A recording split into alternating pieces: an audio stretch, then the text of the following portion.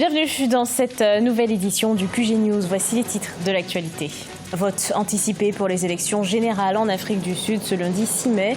Il était destiné aux personnes inscrites dans le fichier électoral et qui ne peuvent voter le jour du scrutin. 770 000 électeurs sont dans cette situation. Tous ensemble pour l'épanouissement de tous. Il s'agit de la vision de la Fondation Ouidal, une fondation lancée ce 5 mai par le jeune sénateur Guy Owando en République démocratique du Congo. La fondation a signé des contrats de partenariat avec plusieurs organisations.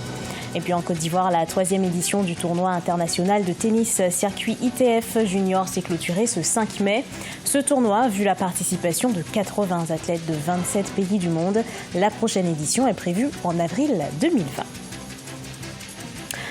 Première phase des élections générales en Afrique du Sud. Un vote anticipé a commencé ce lundi 6 mai dans le pays. Environ 770 000 électeurs étaient concernés, notamment les personnes âgées ou en situation de handicap. Les précisions d'Aïssatou Diamanka-Besland. En Afrique du Sud, ce fut jour de vote ce lundi et pourtant les élections générales ne devraient débuter que ce mercredi 8 mai. Ce vote spécial est destiné aux personnes inscrites dans le fichier électoral mais qui ne seront pas capables de se rendre à leur bureau de vote le jour du scrutin. Ils sont au nombre de 770 000 électeurs dans cette situation. Natando Kwanzo-Wayo fait partie de ces votants spéciaux. C'était très facile, cela a pris moins d'une minute, tout s'est déroulé sans encombre. Dès qu'ils vous trouveront sur les listes électorales, vous vous faites tamponner votre pièce d'identité et vous recevrez le bulletin de vote. En plus de ce vote prévu à l'avance, des visites à domicile sont programmées pour les électeurs présentant un handicap ou d'autres complications qui ne leur permettront pas de se rendre au bureau de vote. Au total, 452 418 électeurs seront visités par des agents électoraux pour faciliter leur participation à ce scrutin crucial. Ce vote chez l'habitant donne également à la commission électorale une opportunité de tester le processus avant le scrutin de mercredi. Le premier électeur est arrivé à 9h et a pu voter. Jusqu'à présent, nous avons eu 12 électeurs. Nous prévoyons que 43 personnes vont venir voter. Ce processus de vote spécial se terminera mardi 7 mai au soir. Cependant, près de 27 millions d'électeurs inscrits sont attendus dans plus de 22 000 bureaux de vote dans tout le pays. Restructurer une opposition déchirée par des querelles internes ou encore maintenir un dialogue dans un contexte préélectoral tendu. Au Tchad, le nouveau chef de file de l'opposition, Félix Roumadoungar, devra faire face à de nombreux défis. Pour les relever, il s'est fixé une feuille de route ambitieuse. Reportage de notre correspondant Mahamat Ramadan, commenté par Marcel Farba-Mahon. Au Tchad, le nouveau chef de file de l'opposition tchadienne, Roumadoungar Félix, continue de multiplier les consultations avec les leaders des partis politiques de l'opposition. Objectif, réorganiser une opposition profondément déchirée par des calculs politiques et trouver un consensus pour préparer les échéances électorales qui se précisent. Pour réussir ce pari, il se fixe une feuille de route ambitieuse.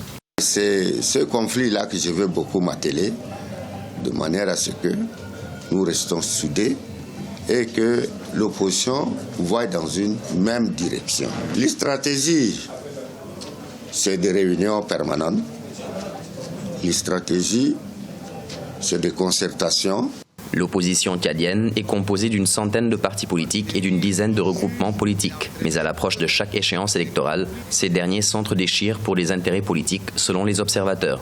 Certains leaders de l'opposition voient en cette perpétuelle mésentente des conflits de génération qui profitent à la majorité présidentielle.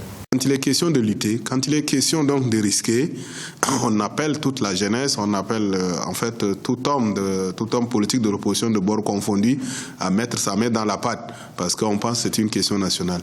Mais quand il est question de composer ces organes qui doivent diriger, qui doivent superviser et qui doivent organiser les élections, en fait une classe réclamant de la race pure, c'est-à-dire celle qui fait de l'opposition une carrière, veut toujours s'accaparer le tout au détriment de l'autre. Pour rappel, Roumadoungar Félix a été désigné nouveau chef de file de l'opposition démocratique au Tchad par la Cour suprême après la destitution de son prédécesseur, Saleh Kebzabo, qui a perdu son statut après la démission de l'un de ses députés au profit de la majorité. Une fondation pour le développement de la nation République démocratique du Congo, la fondation Ouidal, a été lancée ce dimanche 5 mai à Kinshasa par le jeune sénateur Guy Owando. Des partenariats sont signés avec plusieurs institutions, notamment l'Institution nationale pour la préparation professionnelle. Reportage de notre correspondant Jacques Mboka.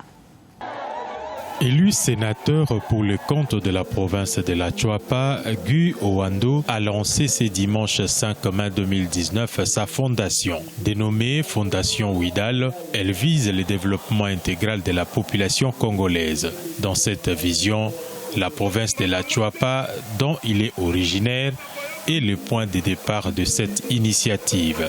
Nous avons lancé notre action à travers une fondation qui est une organisation non gouvernementale de développement. Ça veut dire que nous allons attaquer d'abord l'aspect développement de la Chuapa par nous-mêmes, par nos partenaires, pour redorer ou donner plus ou moins un espoir à la population de la Chuapa. Notre objectif, c'est de s'attaquer d'abord à l'aspect développement de la province de la Chuapa dans toute sa globalité. L'engouement constaté à la sortie officielle de la Fondation Ouidal témoigne de l'adhésion non seulement de la population, mais aussi des notables et autorités à l'initiative du sénateur Guy Owando. C'est une bonne initiative qu'il faut encourager. C'est un exemple à prendre comment chacun peut créer une dynamique dans sa province pour susciter le développement de la population. Je lance aussi un appel pathétique à tous les autres fils et filles de la Chuapa de suivre les pas de l'honorable Guy Owando. La Fondation Ouidal a signé des contrats de partenariat avec plusieurs organisations pour la concrétisation de ses objectifs. Avec l'Institut national de préparation professionnelle, il sera question d'orienter et encadrer les Congolais qui adhèrent à la vision afin d'apprendre les métiers. La Raobank, l'une des banques mieux assises dans le pays, va aussi accompagner la Fondation Ouidal dans la poursuite de ses objectifs. Tous ensemble pour l'épanouissement de tous, telle est la vision de la Fondation Ouidal. Bonne estimation de croissance pour la République démocratique du Congo. La Commission des études statistiques et des comptes nationaux table sur une croissance économique de 5,9% en 2019. Elle serait due à la consolidation de la stabilité macroéconomique du pays. Un reportage de Neilé et Claude Bessa commenté par Marcel Farbamaoun. Les économistes congolais soutiennent que l'économie de la République démocratique du Congo connaît une progression positive depuis décembre 2018. Dans leur analyse, les experts de la Banque centrale congolaise notent qu'au 31 décembre 2018, l'économie du pays se situait à 5,8% contre 3,7% en 2017, soit une évolution de 2,9 points de pourcentage. Une performance résultant de l'activité économique boostée par le dynamisme du secteur primaire sous l'impulsion des industries extractives. On attribue aujourd'hui l'embellie de l'économie congolaise à 4 facteurs. Il y a d'abord le facteur politique qui est très important parce que les élections qui marquent l'ouverture d'une nouvelle ère au Congo. Vous avez également tous les progrès qui ont été enregistrés dans la sécurisation de la partie centre et de la partie est du pays et la maîtrise de l'épidémie attribuée au virus Ebola, le début de diversification, notamment dans le secteur productif. La croissance et la consolidation de la stabilité macroéconomique observée depuis décembre 2018 ont imposé aux nouvelles autorités d'engager davantage des réformes, notamment en vue d'une plus grande mobilisation des recettes pour financer les infrastructures et autres investissements d'accompagnement. Le pays table déjà sur une croissance économique de 5,9% pour le compte de l'année en cours. L'enjeu principal, c'est celui de la diversification de l'économie. Il faut commencer une première transformation au niveau du secteur primaire. Ensuite, l'amélioration du climat des affaires. Il y a également des efforts à faire au niveau de la facilitation à faire des affaires, au niveau de la création d'entreprises, au niveau de tout ce qui concerne les blocages administratifs. Pour l'heure, l'environnement économique en République démocratique du Congo reste marqué par l'attente du renforcement de nouvelles institutions de la République issues des élections présidentielles, législatives, nationales et provinciales.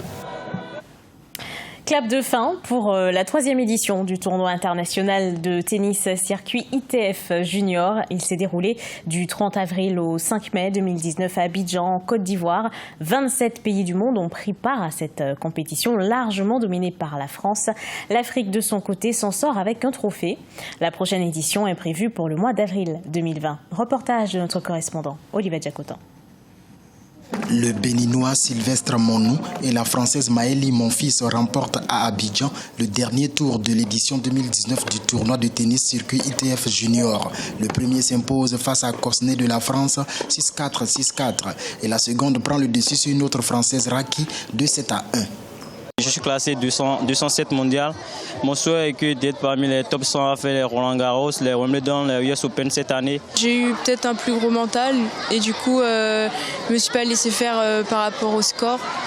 Considéré comme grade 5, ce tournoi a vu la participation de 80 athlètes de 27 pays du monde. Sur les 4 nations défendant les couleurs africaines, seul le Bénin de Sylvestre Monou a pu ramener un trophée.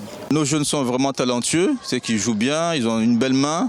Le problème, c'est qu'il manque de compétition. Il n'y a pas suffisamment de tournois en Côte d'Ivoire et en Afrique en général. Et puis aussi d'encadrement.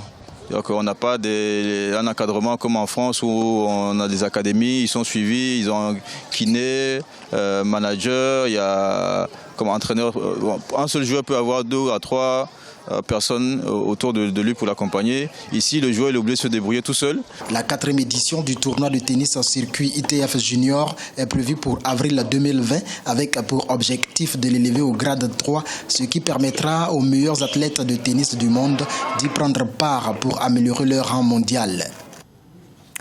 Ce journal a été préparé par l'ensemble de la rédaction. Merci à vous de l'avoir suivi. Retrouvez dans un instant une nouvelle édition d'Actualité sur Africa 24.